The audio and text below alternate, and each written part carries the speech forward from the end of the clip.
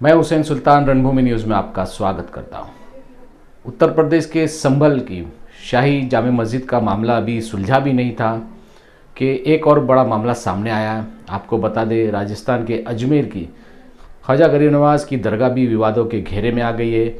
आपको बता दें, हिंदू संगठन द्वारा एक याचिका दायर की गई थी जिसकी 27 नवंबर को सुनवाई हुई और निचली अदालत ने उसे मंजूरी दी, जिसके बाद पूरे देश में इस चर्चा का विषय बना हुआ है। हिंदू सेना द्वारा याचिका दायर की गई है। विष्णु गुप्ता जो याचिका दायर करने वाले हैं, उन्होंने अपनी याचिका में बताया कि यहाँ पर ख्वाजा गरीब नवाज़ की जो दरगाह है वहाँ पर संकट मोचन महादेव है। निचली अदालत की सुनवाई के बाद सभी जो पक्षकार है उन्हें नोटिस जारी कर दिया है, जिसमें दरगाह कमेटी है, उसके अलावा जो अल्पसंख्यक मंत्रालय है, भारतीय सर्वेक्षण कार्यालय को भी नोटिस जारी कर दिया गया है। आपको बता दें कि अगली सुनवाई 20 दिसंबर को है। जिस तरीके से देश में एक के बाद एक बाबरी मस्जिद के बाद ज्ञानवापी मस्जिद, मथुरा, संभल, अब ख्वाजा गरीब नवाज़ की जो दरगाह है उसे भी मंदिर मानकर उसके भी का सर्वे क्या कराया जा रहा है। अब अगली सुनवाई में क्या होता है ये तो आने वाला वक्त ही बताएगा। इस सिलसिले में हमने अमृतनगर की दरगाह ख्वाजा फ़खरुद्दीन शाह और वहीं पे उससे लगकर जो मस्जिद है और वहीं पर उससे लगकर जो कब्रिस्तान है जो जमीयतुल मुस्लिमीन के मातहत चलाया जा रहा है, उसके सदर है, उसके अध्यक्ष है नईम खान। ख्वाजा गरीब नवाज़ की मस्जिद को लेकर जो याचिका दायर की गई है, क्या कुछ कहा इस मौके पर नईम खान ने, आइए देखते हैं हमारी इस खबर में। देखिए, मैं तो एक चीज़ बताना चाहता हूँ आपके माध्यम से। क्या गरीब नवाज़ की एक पूरी तारीख है, एक पूरी हिस्ट्री है, और वो आए थे, उन्होंने किसी वो बोलते हैं अगर वो मंदिर का क्लेम करते तो मेरे ख्याल से सब में बड़ी नासमझी की बात है, क्योंकि उन्होंने मंदिर तोड़ के कुछ नहीं बनाया। वो तो आए थे, खुद ही तालाब में शुरू में पानी भर के जा रहे थे जब इनके ऊपर ऑब्जेक्शन हुआ। तो आपके वफा के बाद ये चीज़ बनी है और ये पूरी तारीख़ है, हिंदुस्तान की तारीख़ नहीं है तो पूरी दुनिया की तारीख़। आज मैं आपको बताऊं कि जितने प्राइम मिनिस्टर ऑफ इंडिया हैं, इंदिरा गांधी बोले, जवाहरलाल नेहरू बोले, यहाँ तक कि मोदी साहब ने भी वहाँ पर चद्दर चढ़ाई है, तो इस चीज़ को कैसे इनकार कर सकते हो? और ये क्या सो रहे हैं? यानी मेरे ख्याल से इनका डिपार्टमेंट सब सो रहा है। अब वो यही बात हो जाएगी कि नहीं भाई हम कोई फैसला थोड़ी नहीं दे, हम तो सुन रहे हैं, सुनवाई कर रहे हैं। अब देखें इनकी कैसी सुनवाई होती है। मैं देखिए, अब मैं तो आपको एक बात बताना चाहता हूँ, क्या आज क्लेम कुछ भी इंसान कर दे, मगर उसको साबित करना बहुत बड़ी बात है। लेकिन इनकी दौर में तो मुझे तो ऐसा लगता है ये साबित भी कर देंगे। अब पुरानी तारीख, इतने सालों की, बरसों की, 200-500 साल की पुरानी तारीख अगर ये लोग बदली कर दें, बहुत बड़ी सोचने की बात कि हम किधर खड़े। आज हमको ये सबक सीखना चाहिए कि हम किधर खड़े। आज जो ये बहुत लाइटली ले लिया कि भाई ये आपने जो वक्फ बोर्ड का जो इन्होंने किया, कि वक्फ बोर्ड आज 9 लाख किलोमीटर में बसा हुआ है। आज लोगों ने अपनी अपनी जायदादें दी हैं, आज मुसलमानों के फलाह बहबूदी के लिए दिया। आज उन्हें ये नहीं मालूम था कि एक ज़माना आएगा कि हमारी कौम ही हमको नहीं समझ सकती, हमारी चीज़ों को नहीं समझ सकती। तो हमारी कौम की यानी वो है, आज बड़े बड़े वाज हो रहे हैं, बड़े बड़े हो रहे हैं कि कितनों ने कितनी जान दी वक्फ बोर्ड के रोकने के लिए, मगर इम्प्लीमेंट हो रहा है। तो आप इसको कब तक रोको, कैसे भी रोको। देखिए, मैं तो आप इनको सलाम करता हूँ। अब मुसलमानों को सीखना चाहिए। आज बांग्लादेश के अंदर उनके एक पंडित को उनको अरेस्ट हुआ है, लेकिन आज हिंदुस्तान से भी आवाज़ उड़ गई है। आज हमारे लिए कौन बोलने वाला है? हमारी 56 कंट्रीज़ हैं, 52 या 56 कंट्रीज़ हैं मुसलमानों में। कभी किसी ने आवाज़ किया? क्योंकि जब आवाज़ अगर किसी ने उठाया तो ये बोलता हमारा इंटरनल मैटर है।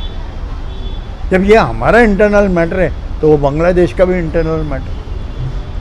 तो ये कैसे रोका जाए, कैसा क्या करा जाए, ये सिर्फ एक गंदा माहौल बनाने के लिए इस देश के अंदर ये चीज़ें हो रही। सरकार कमज़ोर है। अगर सरकार स्ट्रांग होए और ये कह दे कि नहीं जो है वो है, मुसलमानों का है, और जो आपका है वो आप। अभी मैं एक बात बताता हूँ, मैं किसी बड़े बुजुर्ग थे हमारे मध्य प्रदेश के अंदर, उनसे बात कर रहे थे, तो उन्होंने बोला कि नहीं भाई ऐसा होता है कि जैसे मजदूर होता है ना, कड़िए, ये कड़िए जब प्लास्टर करते हैं तो एक निशानी बना देते हैं। तो बहुत से कड़ियों ने निशानी उस ज़माने में बना दी होगी, दावा कर रहे हैं। तो कहने का मतलब ये कि अभी इतने सो के जग रहेंगे, ये तो अपन को सोचना चाहिए, अपने को जागना चाहिए। आज अपन सो रहे हैं, वो जगे हुए हैं। आज जिस दिन अपन जागेंगे वो दिन बहुत अच्छा होगा, जो अपनी प्रॉपर्टी, अपनी चीज़ों को अपन सेव कर सकें। निचली अदालत ने जो उसकी याचिका को मंजूरी दी, उसको लेकर क्या है? अभी आप जज के बारे में तो वो उंगलियां उड़ गई हैं। एक ज़माना था कि हिंदुस्तान के जजों के बारे में उंगलियां नहीं उठती थी, क्योंकि हिंदुस्तान का फैसला, कोर्ट का फैसला, वो एकदम फाइनल फैसला है। अब आप खुद ही देख रहे हैं जज लोग कैसी हरकत कर रहे हैं। ये तो पूरे हिंदुस्तान में वबाल होएगा भाईजान, पूरे हिंदुस्तान में। ये जो बाबरी मस्जिद को अलग रख के और बोला गया था, आज किधर है? उनकी ज़बान किधर है? उनका वर्डिक्ट किधर है? उसको कौन मान रहा है, कौन पहचान रहा है? यहाँ तो अभी ये है, बाद में मथुरा है, बाद में मेरठ है, बाद में ये सारी चीज़ें उभरती चली आएंगी। नहीं देखिए, उन्हें बोलना चाहिए था, नहीं बोले, वो उसकी अपन बात नहीं पकड़ सकते। अपन तो अपनी बात पकड़े। अपन लोग कितना बोल रहे हैं, अपनी बात है ये। अपन कितना बोल रहे हैं, अपनी कौम कितना बोल रही है, अपनी कौम क्या कर रही है, अपने मौलाना किधर हैं, अपने बड़े बड़े जो बोला जाता है इलेक्शनों में जो आगे आ गए थे, बढ़ गए, बड़े बड़े हिस्से लिए बीजेपी और ये करते बैठे, आज वो किधर है? आज वो अपने कौम के ही है ना। अगर आपको लीडर बनने का शौक है तो आप आगे बढ़िए, हम लोग आपके पीछे, आगे तो बढ़े। आप जो पार्लियामेंट में जो मुस्लिम सांसद है, उसकी भी इस बात को लेकर खामोशी है। नहीं, आप ख़त्म कर दिया। डरते हैं, ऐसे लोगों को पूछा जो डरते हैं। आज आप नज़र किस पे रखे हो कि गैर हमारे लिए आवाज़ उठाएगा, तो गैर क्यों उठाएगा? आज मेरे को अच्छी तरह याद है, जब मैं स्कूल कॉलेज में जाता, 75 MPs थे पार्लियामेंट के अंदर, 524 में 75 थे। आज कितने हैं? आज 15-20। तो उनकी भी आवाज़ का दबा दी जाती है। तो आप ये अपनी कौम जो 23-25 करोड़ बोलते हैं, ये अपनी कौम अपने कबाड़ा कर रही है, अपनी आवाज़ें दबा रही है। बस सर्कुलर माइंड जितने हैं उनको हरा रही है, छुड़ा रही है, सब कुछ कर रही है। 20 तारीख दिसंबर को जो फैसला आने वाला है, उसको लेकर क्या कहोगे? किस तरीके का फैसला होना चाहिए? तो क्या करेंगे ये बताओ? अगर फैसला अपने खिलाफ भी किया तो क्या कर लोगे? कौन ऐसा मर्द है जो उठ के खड़ा रहेगा, जो उसके पीछे जनता रहेगी? यहाँ जनता को आपने देखा तो नहीं? देखे मैं आपको ये कहूँगा, ना समझ इंसान है। क्योंकि अल्लाह ताला ने बहुत सारे पैगंबर भेजे हुए हैं, अल्लाह ताला ने बहुत सारे बुजुर्गान दीन दिए हैं, और आज बुजुर्गान दीन की वजह से ये पूरा का पूरा सब टिका हुआ।